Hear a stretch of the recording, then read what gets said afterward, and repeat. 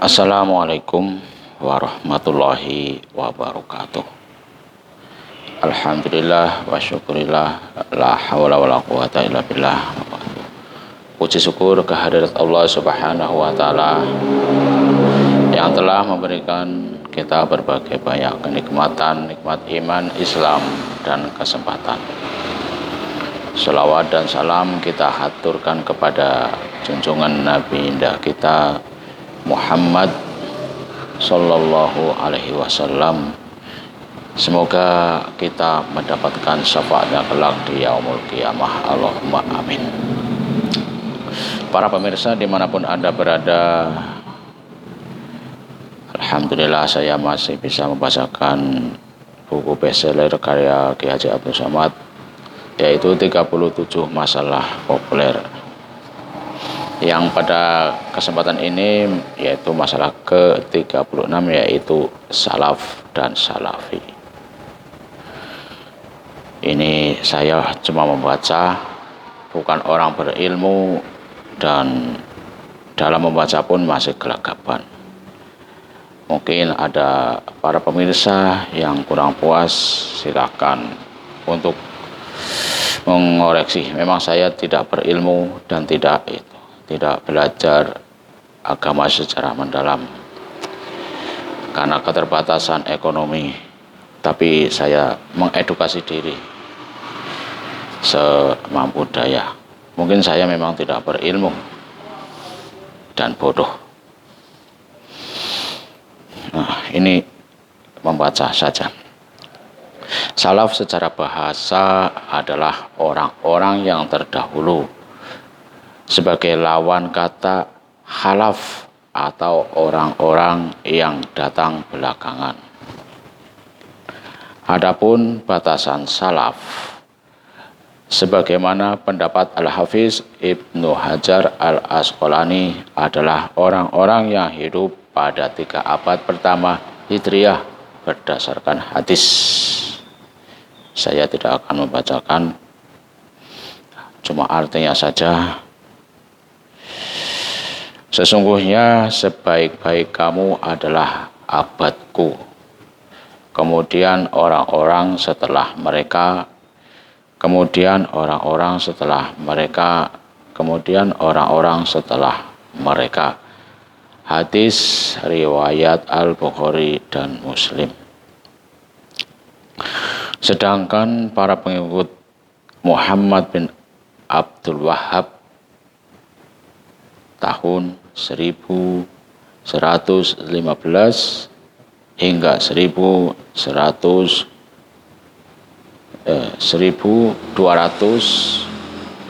Hijriah atau 1703 hingga 1792 Masehi, yang disebut Wahabi, menisbatkan diri kepada salaf.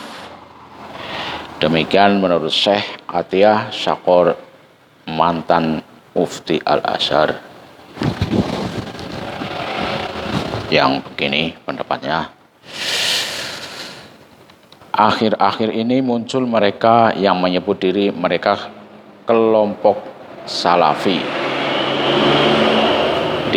dinisbatkan kepada salaf, artinya orang-orang di masa lalu. Al-Hafiz Ibnu Hajar memberikan batasan ketika ditanya tentang maulid Nabi, bahwa salaf adalah orang-orang yang hidup pada 3 abad pertama Hijriah. Kemudian nama ini populer digunakan orang-orang Wahabi yang mengikuti mazhab Muhammad bin Abdul Wahhab 1115 hingga 1206 Hijriah atau 1703 hingga 1792 Masehi, yang terbesar di Saudi Arabia, kemudian menjadi mazhab bagi mereka karena mereka adalah menetapkan diri sebagai mereka berasal dari mazhab baru tersebut. Mereka sangat perhatian dengan pendapat-pendapat Ibnu Taimiyah dan menyebarkannya di seluruh dunia Islam. Ini ada pendapat Fatwa Dar al-Ifta al-Misriyah juz 10 halaman 295.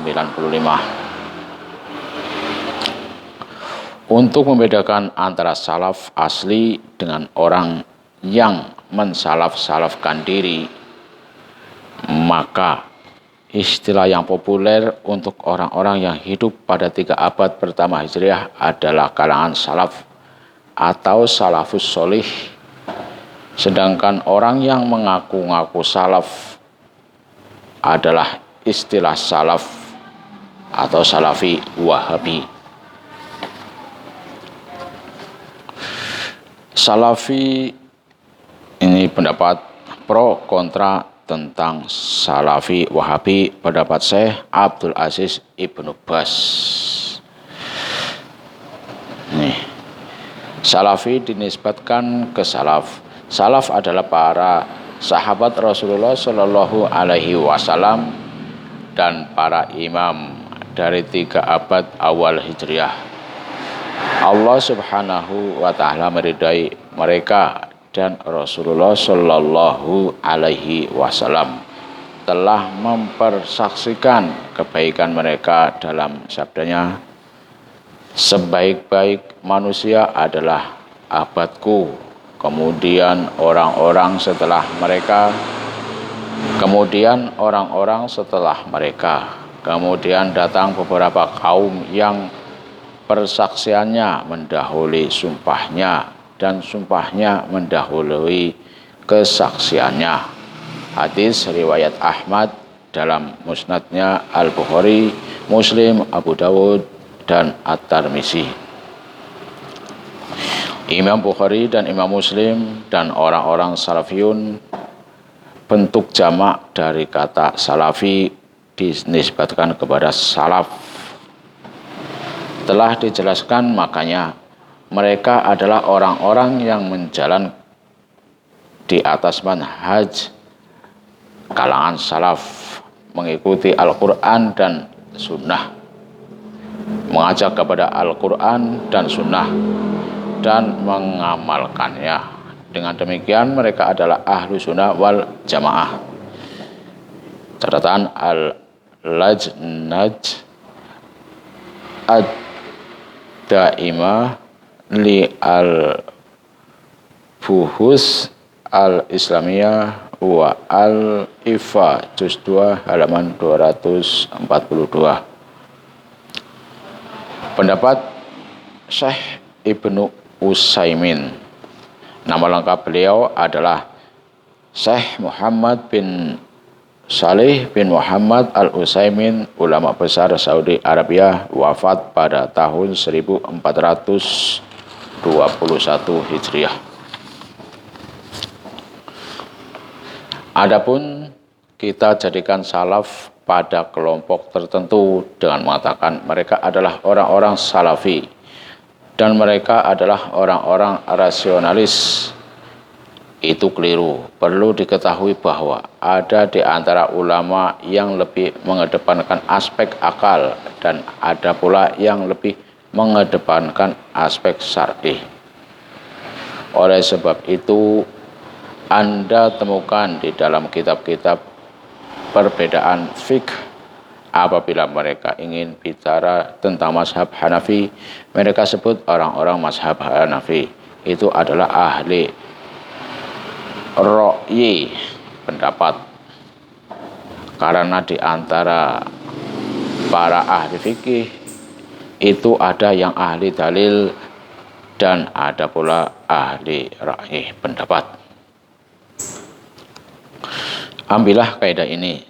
Salafi adalah orang yang berpegang pada mazhab salaf, bukan khusus untuk kelompok tertentu. Kita tidak boleh mengelompokkan orang lalu mengatakan mereka salafi dan mereka orang-orang rasionalis atau kalimat seperti itu. Saya katakan salafi adalah orang yang berpegang kepada mazhab salaf dalam akidah, ucapan dan perbuatan di setiap tempat. Tidak benar jika kita membagi kaum muslimin dengan mengatakan ini orang rasionalis dan ini salafi atau seperti itu. Akan tetapi semuanya wajib salafi, bukan masalah kelompok, akan tetapi masalah kebenaran. Allah Subhanahu wa taala berfirman, orang-orang yang terdahulu lagi yang pertama-tama masuk Islam dari golongan muhajirin dan ansor dan orang-orang yang mengikuti mereka dengan baik, Allah ridho kepada mereka dan mereka pun ridho kepada Allah Subhanahu wa taala. Quran surat At-Taubah ayat 100. Pendapat kontra ini, pendapat Syekh Ahmad bin Muhammad Asy-Sya'ri Al-Maliki tahun 1241 Hijriah. Syekh Ahmad bin Asy-Sya'ri Al-Misri Al-Maliki Al-Halwati wafat tahun 1241 Hijriah. Beberapa di antaranya kitab karya beliau Hasyiah Asy-Syawi ala Al-Jalalain, Al-Asrar Ar-Rabiyyah wa Al-Fayudah Ar-Rahmaniyah ala As-Salawat Ad-Dariyah.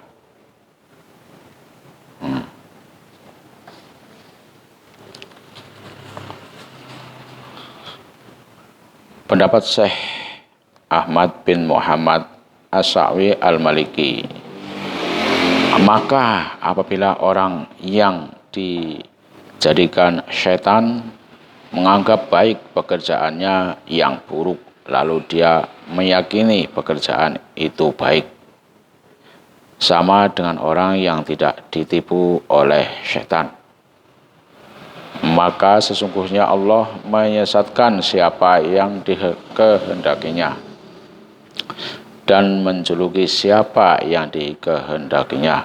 Maka janganlah dirimu binasa karena kesedihan terhadap mereka. Sesungguhnya Allah Maha mengetahui apa yang mereka berbuat. Quran surat Fatir surat 35 ayat 8. Ayat ini turun pada orang-orang Khawarij yang menyelewengkan penakwilan Al-Quran dan Sunnah. Dengan itu mereka menghalalkan darah dan harta kaum muslimin, sebagaimana yang dapat disaksikan saat sekarang ini pada kelompok yang sama dengan mereka, yaitu satu kelompok di bumi Hijaz. Mereka disebut Al-Wahabiyah. Mereka menyangka bahwa mereka di atas sesuatu, padahal mereka adalah para pendusta.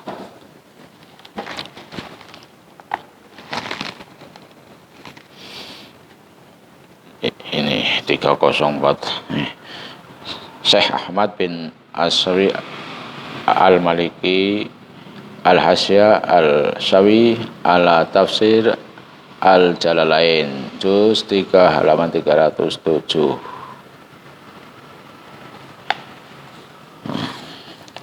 Pendapat Syekh Ibnu Abidin 1198 hingga 1252 Hijriah. Nama asli beliau adalah As-Sayyid Muhammad Amin Abidin bin As-Sayyid Umar Abidin bin Abdul Aziz bin Ahmad bin Abdurrahim Ad-Damaski Al-Hanafi, seorang mufti dalam mazhab Hanafi terkenal dengan nama Ibnu Abidin, lahir pada tahun 1198 dan wafat pada tahun 1252. Di antara karyanya beliau adalah Rad al-Mukhtar, Syarh ad-Dur al-Mukhtar. Ini banyak banget. Nih, Sub pembahasan tentang para pengikut Muhammad bin Abdul Wahab, seorang Khawarij di zaman kita, sebagaimana telah terjadi di zaman kita tentang para pengikut Muhammad bin Abdul Wahab yang telah keluar dari Najd. Mereka menguasai Mekah dan Madinah. Mereka mengaku mazhab Hambali. Menurut mereka, hanya mereka sajalah yang disebut kaum muslimin. Siapa saja yang berbeda dengan keyakinan mereka, maka mereka adalah orang-orang musyrik. Dengan itu mereka menghalalkan pembunuhan terhadap ahlu sunnah, membunuh para ulama ahlu sunnah, hingga Allah Subhanahu wa Ta'ala menghancurkan kekuatan mereka dan menghancurkan negeri mereka. Pasukan kaum muslimin berhasil menumpas mereka pada tahun 1233 Hijriah. Santai bro. Pendapat Syekh Ibnu Humaid An-Najdi tahun 1236 hingga 1295 Hijriah.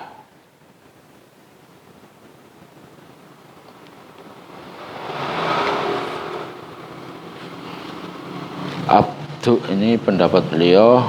Abdul Wahab bin Sulaiman At-Tamimi An-Najdi, beliau adalah ayah dari pendiri kelompok yang kejahatannya telah menyebar di seluruh penjuru. Akan tetapi antara ayah dan anak ada perbedaan. Muhammad bin Abdul Wahab tidak memperlihatkan serunya melainkan setelah ayahnya wafat. Sebagian orang yang saya temui memberitahukan bahwa kepada saya diriwayatkan dari sebagian ulama yang sejaman dengan Syekh Abdul Wahab bahwa ia marah kepada anaknya yang bernama Muhammad bin Abdul Wahab karena ia tidak mau menekuni fikih seperti para pendahulunya dan penduduk negerinya. Syekh Abdul Wahab telah memiliki firasat bahwa akan terjadi sesuatu pada anaknya. Itu Syekh Abdul Wahab berkata kepada orang banyak, jika kalian akan melihat kejahatan pada diri Muhammad bin Abdul Wahab, itu adalah takdir Allah. Ia akan menjadi seperti itu. Demikian juga dengan anaknya yang bernama Sulaiman bin Abdul Wahab, saudara kandung Muhammad bin Abdul Wahab. Ia menafikan semua saudaranya itu dan menolaknya dengan penolakan yang sangat baik berdasarkan ayat-ayat Al-Quran dan asar. Syekh Sulaiman bin Abdul Wahab memberi judul penolakannya itu dengan judul Fasol al-Khitab fi Ar-Rad al-Muhammad bin Abdul Wahab.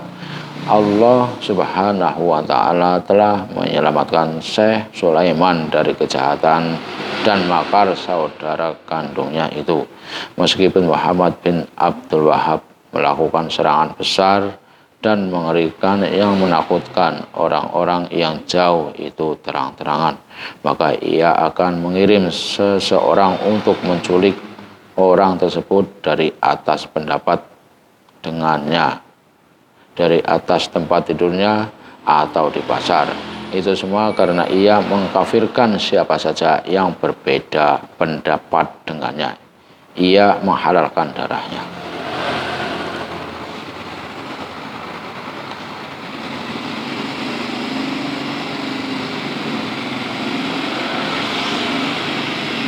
Pernyataan Syekh Saini Dahlan 1230 Hijriah hingga 1304 Hijriah, Mufti Mazhab Syafi'i di Hijaz. Inilah kesimpulan tentang kisah Wahabi. Dengan sangat ringkas adalah pembahasan dibuat panjang lebar. Pastilah sangat panjang. Musibah Wahabi adalah satu di antara musibah-musibah yang menipu umat Islam. Salafi Wahabi telah menumpahkan banyak darah, telah merampas upaya kecuali hanya dengan Allah Subhanahu wa Ta'ala. Banyak hadis-hadis Rasulullah Shallallahu Alaihi Wasallam yang dalamnya jelas menyebutkan musibah Wahabi ini seperti sabda Rasulullah Shallallahu Alaihi Wasallam, akan datang orang-orang dari arah timur, mereka membaca Al-Quran tidak melewati tenggorokan. Mereka telah keluar dari agama Islam seperti keluarnya anak panah dari busurnya. Ciri tanda mereka adalah mencukur rambut. Hadis ini disebutkan dalam banyak riwayat sebagaimana dalam Sahih Al-Bukhari. Sebagian yang lain di lain kitab tidak perlu kita sebutkan riwayat-riwayat tersebut panjang lebar. Juga tidak perlu menyebutkan para ulama yang meriwayatkan karena hadis ini sahih masyhur. Dalam hadis tersebut disebutkan ciri tanda mereka adalah mencukur rambut. Ini jelas menunjukkan kelompok Salafi Wahabi karena mereka dulu memerintahkan semua pengikut mereka agar mencukur rambut. Ciri ini tidak ada pada seorang pun dari kelompok Khawarij dan pelaku bid'ah yang ada sebelum zaman Salafi Wahabi.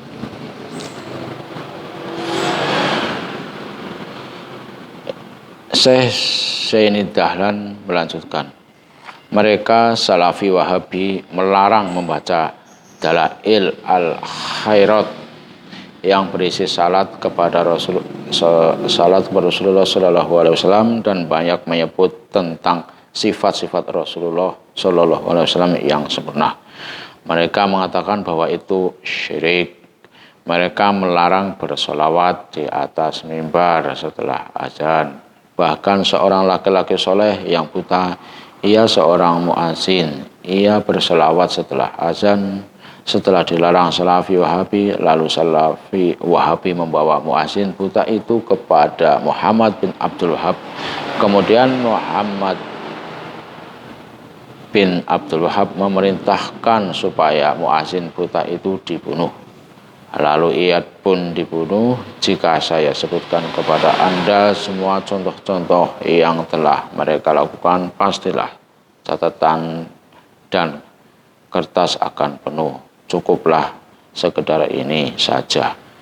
Allah Subhanahu wa Ta'ala yang mengetahui masa lalu Salafi Wahabi yang keras dan penuh dengan sikap ekstrim itu terus berlanjut hingga ke zaman modern ini, seperti pengikutnya para ulama modern. Pengakuan Syekh Dr.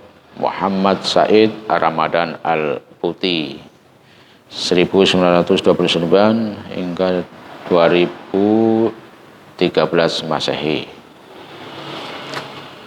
Pada tahun 1406 ini saya menjadi salah satu tamu Rabithah Al-Alam Al-Islami, Ikatan Dunia Islam, untuk ikut serta pada agenda tahunan keilmuan. Dengan momen ini saya diberi kesempatan untuk berkenalan dengan para tamu Rabithah Al-Alam Al-Islami yang datang dari Eropa, Amerika, Asia, dan Afrika. Sebagian besar mereka adalah ketua atau pengurus pusat dakwah Islam di tempat tinggal mereka. Keanehan yang pasti membangkitkan rasa sakit saat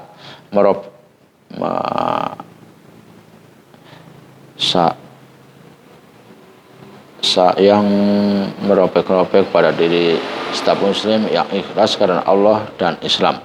Ketika saya bertanya pada setiap mereka tentang perjalanan dakwah Islam di tempat mereka masing-masing, saya mendapatkan jawaban yang sama meskipun dialog itu dilakukan terpisah.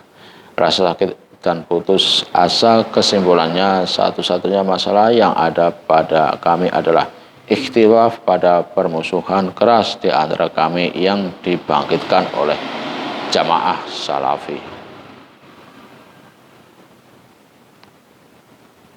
Ini Syekh Dr. Muhammad Said Ramadan Al-Buti As-Salafiyah Marsalah Zamaniyah Mubarakah Iya Mazhab Islami Damaskus Dar al-Fikr 1990 Masehi halaman 245.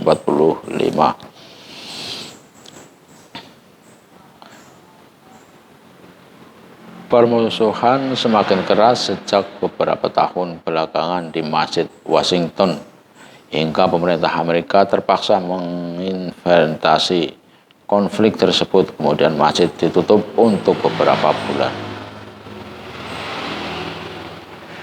Permusuhan semakin keras dan sengit terjadi di salah satu masjid di kota Paris sejak 3 tahun belakangan hingga kepolisian Prancis terpaksa mengambil tindakan dengan menerobos masuk masjid. Lucu sekaligus menangis pada waktu yang sama. Salah satu pihak dari yang berkonflik itu dikuasai semangat dungu untuk agama Allah dan kemuliaan masjid.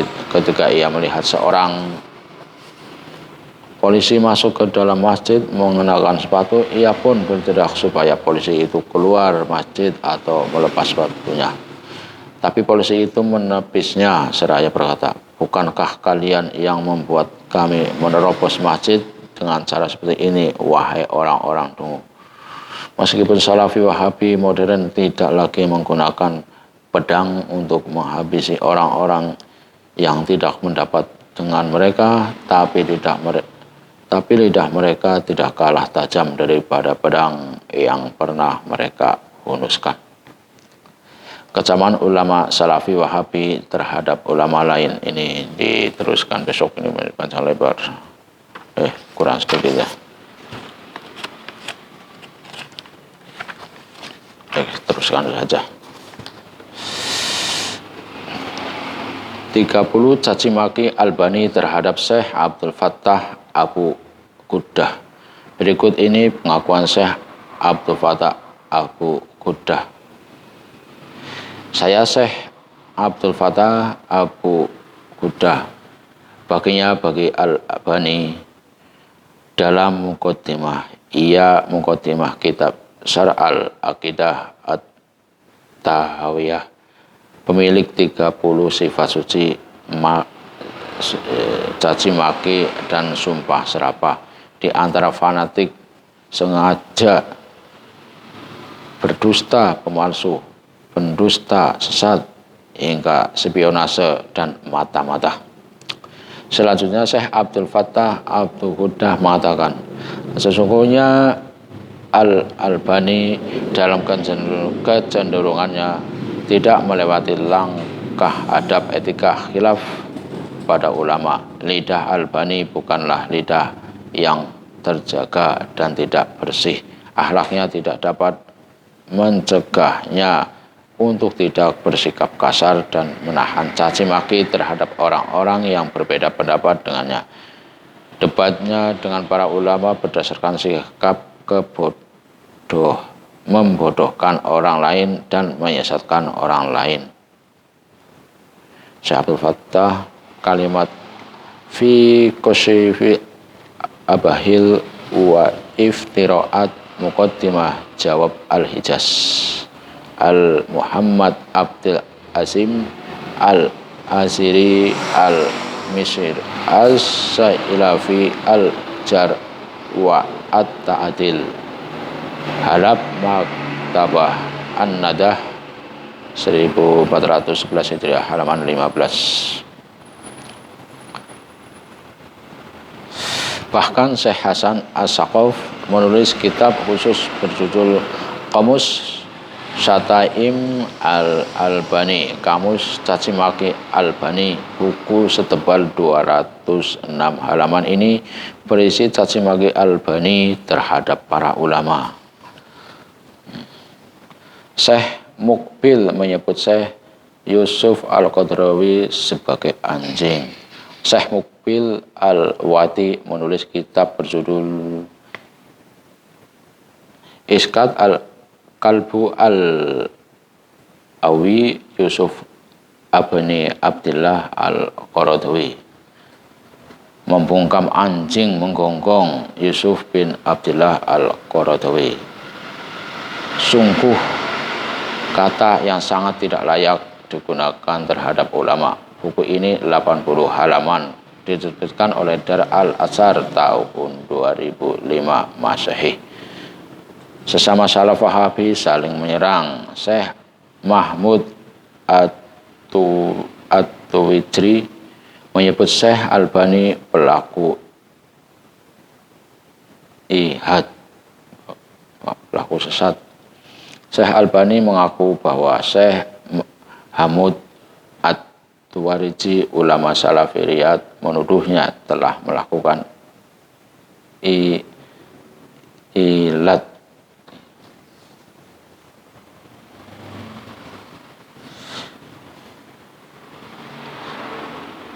dia Syekh Mahmud At-Tuwijri menisbatkan saya Syekh Albani kepada sesat karena saya berbeda pendapat dengannya. Syekh Dr. Safar Al-Hawali menyebut Albani golongan mujri'ah. Sangat disayangkan bahwa sebagian ulama hadis kontemporer yang berpegang teguh dengan manhaj salafus salih telah mengikuti orang-orang murji'ah adalah berpendapat bahwa hanyalah syarat sempurna saja bagi keimanan. Mereka menisbatkan itu kepada ahlu sunnah wal jamaah sebagaimana yang dilakukan sebagai mereka yang telah kami sebutkan di atas. Saya tidak mengerti mengapa mereka setuju dengan orang murji'ah dalam masalah yang besar dari masalah akidah yang dijelaskan dalam Al-Quran dan Sunnah serta ijma' salaf. Telah banyak ungkapan kalangan salaf tentang kecaman terhadap orang-orang yang berbeda pendapat dalam masalah ini. Mereka disebut sebagai pelaku bid'ah dan sesat sebagaimana yang telah kami sebutkan, padahal mereka itu sangat menjauhkan diri dari orang-orang murji'ah. Bahkan mereka sangat menentang murji'ah dalam perkara yang lebih ringan daripada masalah ini, bahkan dalam masalah yang bukan masalah akidah sama sekali. Jika masalah seperti ini terampuni bagi seorang ulama besar ahli ijtihad, namun dapat menyebabkan lautan kebaikan dan keutamaan menjadi sia-sia, maka tidak terampuni bagi para penuntut ilmu yang mengikutinya dalam masalah tersebut. Semoga Allah Subhanahu wa ta'ala memberikan hidayah kepada saya dan mereka ke jalan kebenaran. Lihat Risalah Tarik As-Salat karya Syekh Albani halaman 42. Fatwa Al-Lajnah Ad-Daimah li Al-Buhus Al-Ilmiyah wa Al-Ifa. Lembaga resmi pemerintah Saudi Arabia ini mengeluarkan fatwa bahwa Syekh Ali Hasan Al-Halabi seorang berfaham murji'ah dan batil. Akan tetapi Syekh Ali Hasan Al-Halabi tidak dapat menerima tuduhan itu, maka ia menulis buku membantah bahwa Al-Lajnah Ad-Daimah berjudul Al-Wabah Al-Mutala'imah ala Fatwa Al-Lajnah Ad-Daimah, jawaban-jawaban yang layak terhadap fatwa Al-Lajnah Ad-Daimah. Seorang dosen Universitas Al-Quran bernama Dr. Ahmad Umar Basamul pula mengkritik Syekh Ali Hasan Al-Halabi dengan buku berjudul Siyanah As-Salafi min Waswasa Watas Bisat Ali Al-Halabi, pemeliharaan seorang salafi dari keraguan dan kepalsuan Ali Al-Halabi. Anehnya buku Syekh Ali Hasan Al-Halabi berjudul At-Tahzir min Fitnah At-Tafkir yang dilarang Al-Lajnah Ad-Daimah itu diberi kata pengantar dan komentar oleh Syekh Ibnu Baz dan Syekh Ibnu Utsaimin. Intinya ketika tidak ada lagi yang perlu dibid'ahkan, maka mereka pun saling membid'ahkan satu sama lain dan saling membela terhadap fahamnya masing-masing. Sudah semacam hobi yang mesti disalurkan, padahal kaum muslimin di Palestina membutuhkan pertolongan. Mereka tetap saja sibuk dengan bid'ah, membid'ahkan, sesat menyesatkan sesama mereka. Syekh Abdul Muhsin bin Ahmad Al-Abbad Al-Badar, seorang ulama salafi wahabi moderat, merasa resah melihat pertikaian di antara mereka. Maka ia menulis satu kitab berjudul Rifqon Ahlus Sunnah bin Al-Bi'as Sunnah, sikap lembut Ahlus Sunnah terhadap Ahlus Sunnah. Kitab ini mengajak para salafi wahabi yang bertikai agar kembali ke jalan yang benar. Dalam buku ini beliau ada menulis satu sub berjudul Menjaga Lidah agar tidak berbicara melainkan pada kebaikan. Ini respon terhadap salafi wahabi yang kasar. Semoga mereka kembali ke jalan yang benar. Amin ya rabbal alamin. Jika ada jamaah yang bertanya mengapa ustadz salafi wahabi itu mudah sekali menghina dan membodoh-bodohkan orang lain yang tidak sepaham dengan mereka membaca teks di atas pendapat, di atas dapatlah kita pahami kata pepatah, bila guru kencing berdiri maka murid kencing berlari. Wallahu a'lam bishawab. Ini saya hanya membaca buku yang ini, dan ini sudah ke masalah ke-36 dan masalah yang terakhir ke-37, yaitu Syiah. Ini mungkin kapan waktunya kepada semuanya. Emang saya ngomongnya kayak gitu, terputus-putus, tidak berilmu, bodoh, dan banyak kekurangan. Saya hanya membaca dan lain sebagainya. Untuk guru, alhamdulillah tetap ada. Kita enggak ngarang-ngarangan, tetap beristiqomah menjalankan perintah Allah. Fastabiqul khairat. Kepada semuanya saya mohon maaf apabila ada sesuatu yang kurang dimengerti. Ini hanya membaca buku. Saya mohon maaf kepada semuanya, para pemirsa dimanapun Anda berada. Saya hanya membaca buku dan saya hanya pekerja biasa, kuli nyapu dan cuci piring dan lain sebagainya. Saya mohon maaf apabila banyak kekurangan dan kelebihan. Sudah ngantuk. Wabillahi taufiq wal hidayah. Wassalamualaikum warahmatullahi wabarakatuh.